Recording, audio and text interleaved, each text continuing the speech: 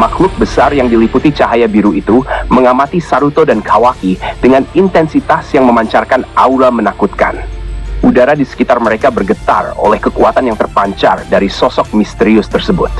Saruto bisa merasakan ada sesuatu yang berhubungan dengan Shinju di dalam makhluk ini. Sesuatu yang memanggilnya, menuntut untuk dihadapi. Saruto menarik nafas dalam-dalam, berusaha menenangkan diri. Dia tahu bahwa ini bukan hanya tentang kekuatan fisik. Ada sesuatu yang lebih mendalam yang harus dia pahami untuk menghadapi ancaman ini. Oji-san, kita harus berhati-hati. Saruto berkata dengan suara tegas, matanya yang menyala dengan jugan tetap fokus pada makhluk itu. Aku merasa makhluk ini bukan sekadar musuh biasa.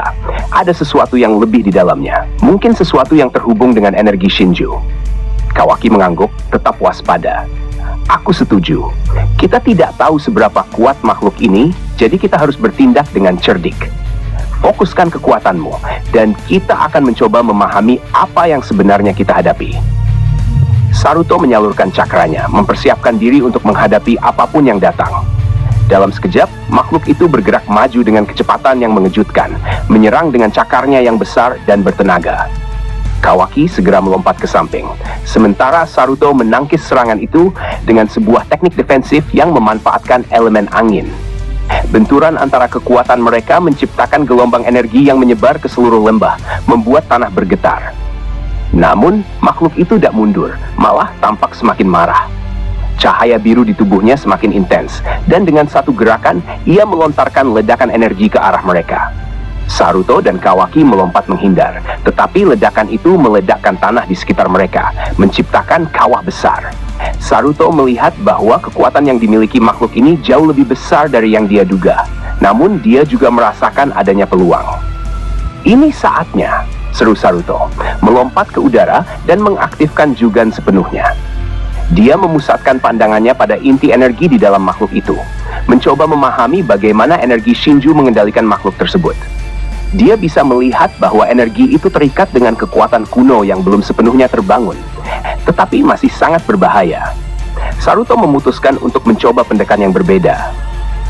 Dengan konsentrasi penuh, dia mulai menyalurkan kekuatannya untuk memasuki pikiran makhluk itu, mencari tahu lebih dalam tentang asal-usulnya. Dia bisa merasakan kekacauan di dalamnya, seolah-olah makhluk itu tidak sepenuhnya sadar akan keberadaannya sendiri. Energi Shinju yang menguasainya telah mengaburkan pikirannya, membuatnya menjadi liar dan tidak terkendali. Sementara itu, Kawaki menjaga posisi defensif, siap melindungi Saruto jika diperlukan. Dia bisa melihat bahwa Saruto sedang mencoba sesuatu yang berisiko, tetapi dia mempercayai kemampuan muridnya. Di dalam pikiran makhluk itu, Saruto menemukan bayangan dari masa lalu, kilasan pertempuran yang terjadi ribuan tahun lalu. Dia melihat Shinju, namun tidak seperti yang dia kenal, melainkan sebagai entitas yang jauh lebih kompleks. Makhluk ini adalah salah satu pelindung yang diciptakan untuk menjaga keseimbangan antara energi alam dan energi Shinju. Tetapi seiring waktu, ia kehilangan kendali atas dirinya sendiri, menjadi alat kehancuran. Saruto tahu bahwa dia tidak bisa mengalahkan makhluk ini dengan kekuatan fisik semata.